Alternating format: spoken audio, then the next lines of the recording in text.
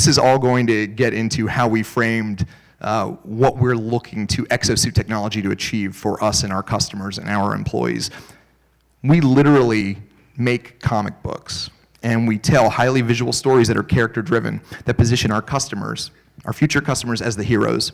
And once we have these stories, we will literally work those through with executives to pick and choose elements that they like, and to actually start to understand how these technologies will work within a true customer framework. And then we bring those stories to life. And Lowe's Innovation Labs, we're not really back office labs.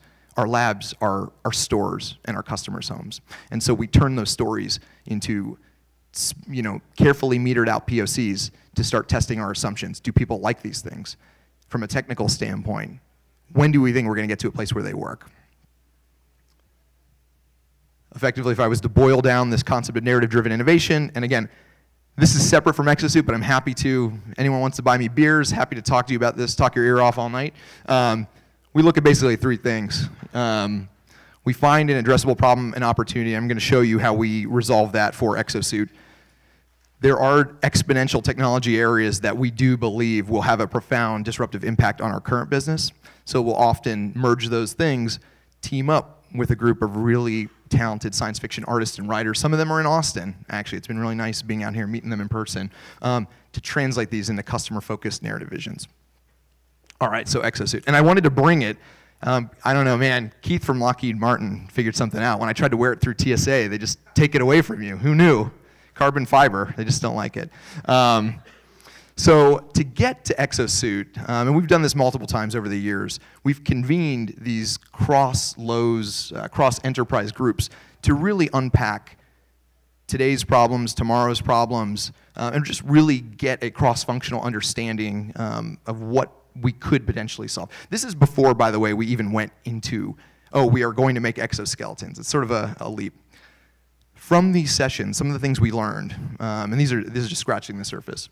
So our stock associates in the retail environment, we're not even talking about our distribution center network, just the folks who are on the floor in the stores helping you every day. 90% of the stock associates' work is lifting and moving freight. A lot of repetitive tasks. And the nature of these tasks, I mean, they're consistent in terms of the weight, but they're not consistent in terms of where you are in the store at any given time. Is there a customer with you? All kinds of things. Something that's interesting, a lot of retailers are going out of business. And every time, a Sears or an H.H. Gregg closes down, appliance deliveries shift. We can see a benefit from that, but there is also a cost that comes with that. You've got more heavy lifting for your workforce. We're also seeing, so outside of our employee base, our pro customer is aging, and there are fewer younger folks coming in to take that role. So folks are working longer, harder, their bodies are breaking down. Their ability to have some sort of safety net when they're done is going down. Oh, wait, I just cheated. And the last thing I did want to point out that was really interesting is most assistive lift technologies that we've been looking at are really focused on industries that bring the price point up to a place that's not sustainable. Again, Lockheed Martin, talking about military deployment, sub 20,000 is a great price to start building adoption.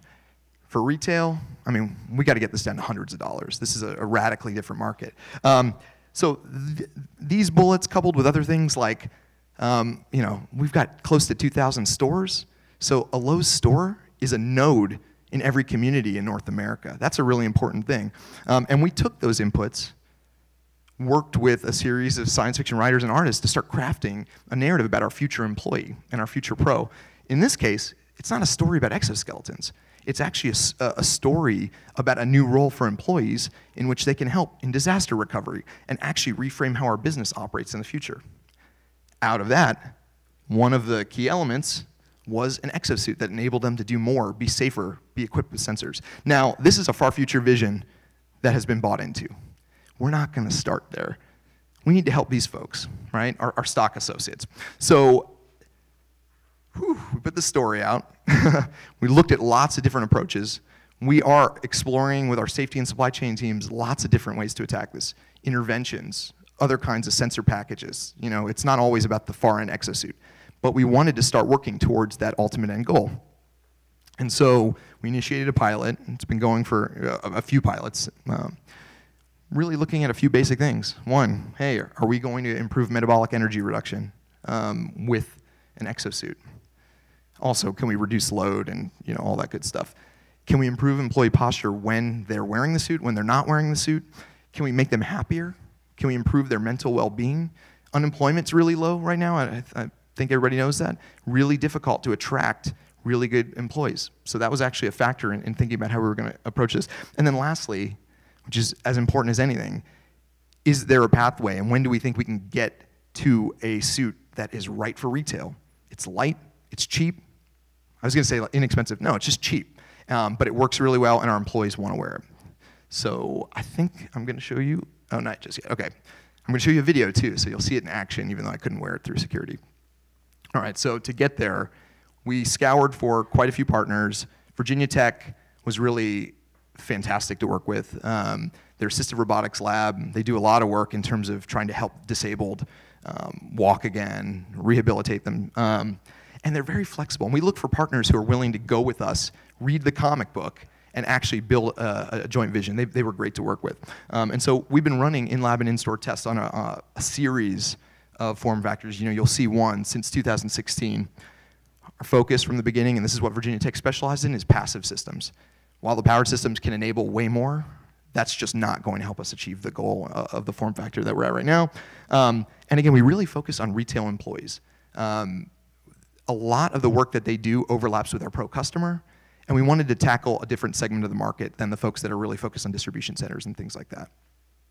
And yeah, a bunch of research methodologies. We take this stuff seriously. We don't just put a suit on someone and hope it works. All right, here's a video. It's going to show you what it looked like. Come on, sound. With no sound. Doesn't matter. Here's another bearded guy. So, oh man, anyway, I'll show you the key learnings, but you can see this is our original suit. I wish I could show you what the newer ones are looking on, but it's not going to happen. But maybe, again, a few beers, you never know what I'll spring on you guys. So this is actually showing it in action, and you can see, again, completely passive. The mechanism that really enabled this suit was the addition of carbon fiber rods that store the energy an employee puts out and then returns it to them as they lift, as they bend. Man, sound. The music in this is like phenomenal. It's better than Journey.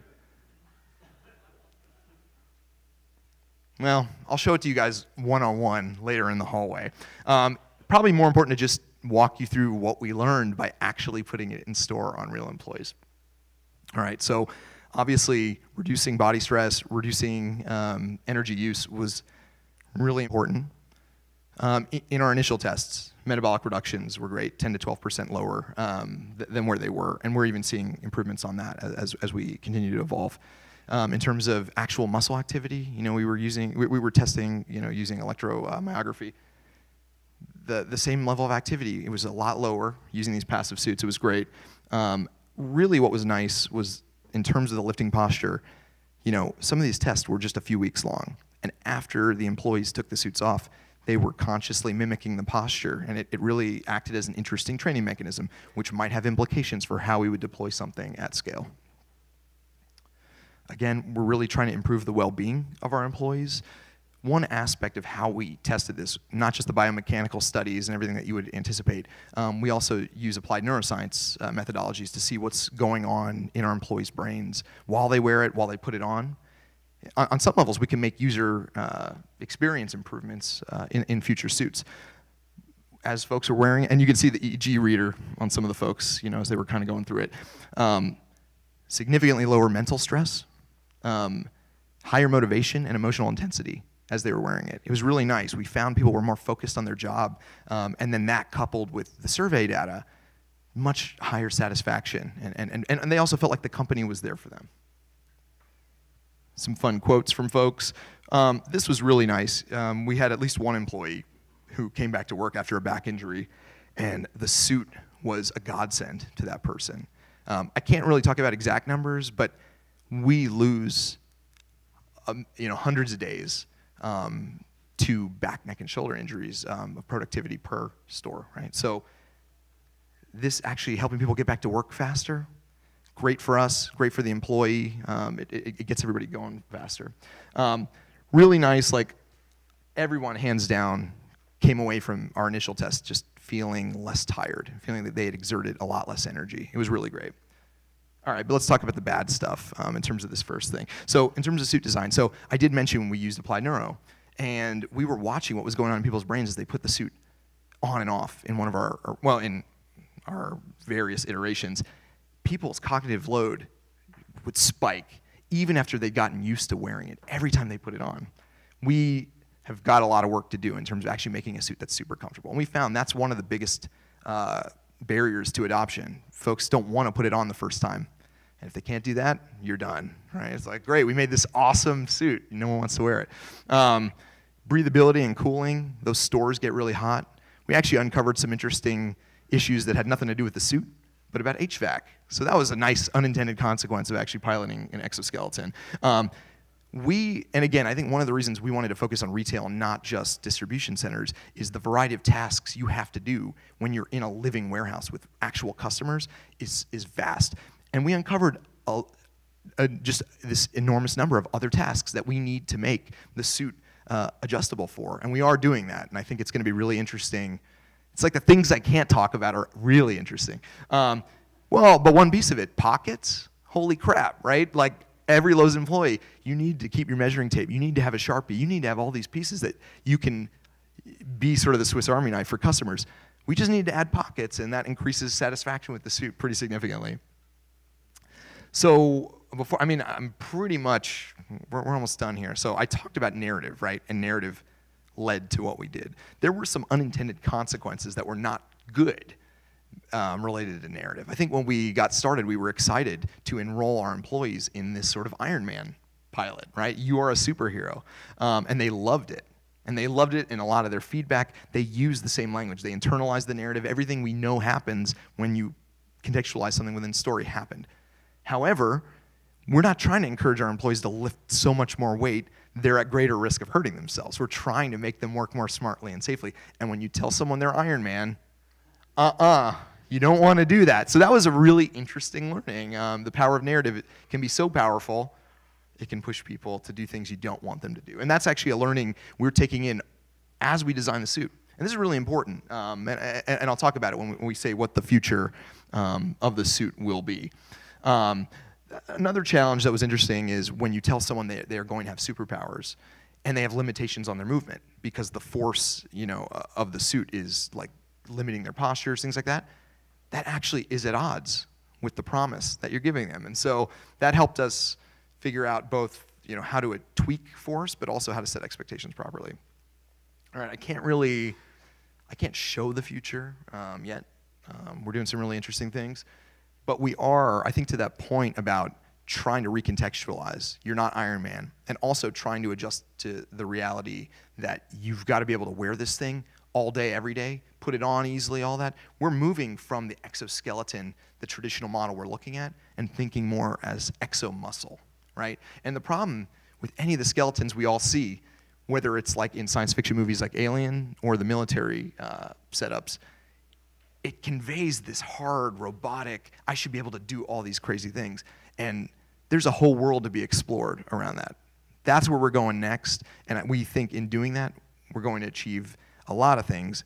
And we're getting closer to creating a new class of exosuit that hits a cost target and a form factor that's right for retail and a whole slew of other industries that aren't served today. So thank you guys for your time. Thanks for doing the shoulder bends. Just keep standing. Keep standing.